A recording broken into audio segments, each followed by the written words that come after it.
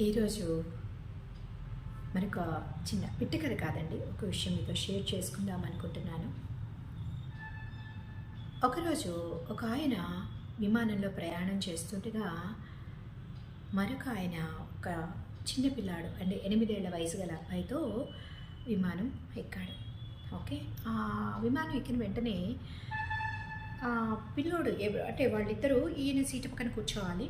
So వెంటనే ఆ పిల్లోడేమో, uncle నాకు ఆ కిటికీ సీట్ ఇస్తారా అని అడిగాడు.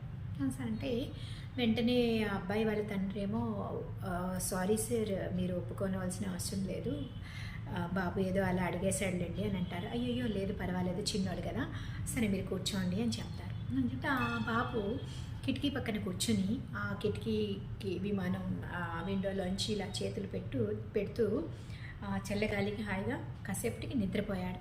నిద్రపోయిన తర్వాత ఆ పిల్లోడు తండ్రి ఎవరైతే సీటు ఇచ్చారో ఆయనతో అంటాడు, మీరు సీటు ఇచ్చినా కూడా మా పిల్లోడు దాన్ని సద్వినియోగం చేసుకోలేకపోయాడు, మీకు శ్రమ పెట్టాడు, క్షమించండి అని అన్న తర్వాత అదే అయ్యయ్యో అదేం లేదులేండి పర్వాలేదు, చిన్న పిల్లోడు కదా అని అంటారు.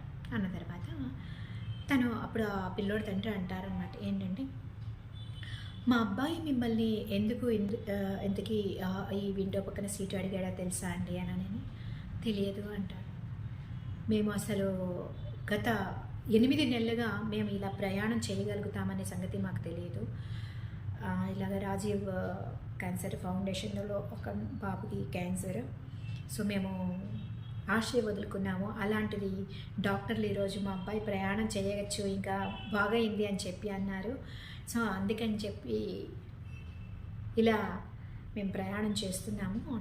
అయితే ఇంతకీ కిటికీ దగ్గర సీటు ఎందుకు అడిగాడు అని అడుగుతారు ఈయన. అని అడిగితే అప్పుడు చెప్తాడు, నేను వస్తున్నప్పుడు విమానం ఎక్కేటప్పుడు నేను అన్నాను, నాన్న మనం ఫ్లైట్ ఎక్కేటప్పుడు బాగా పైన ఉంటాం కదా, భూమికి పైన ఉంటాం కదా, ఆకాశం దగ్గరగా ఉంటాం మనం.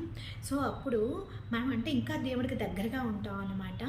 అప్పుడు నీకు మళ్ళీ ఈ కొత్త జీవితాన్ని ఇచ్చినందుకు దేవుడికి థ్యాంక్స్ చెప్పుకోవచ్చు నాన్న అని నేను చెప్పాను. అందుకని వాడు కిటికీలోంచి ఆకాశం వైపు చూస్తూ దేవుడు ఉన్నాడని దేవుడికి థ్యాంక్స్ చెప్పడానికంటూ మీ కిటికీలో సీట్ అడిగాడండి అని చెప్పి అంటాడు.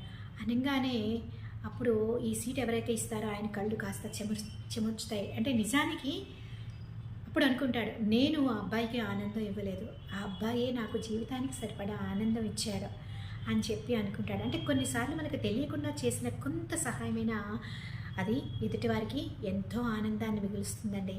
సో మీకు నచ్చిందని అనుకుంటాను. Thank you. Keep watching. Please subscribe.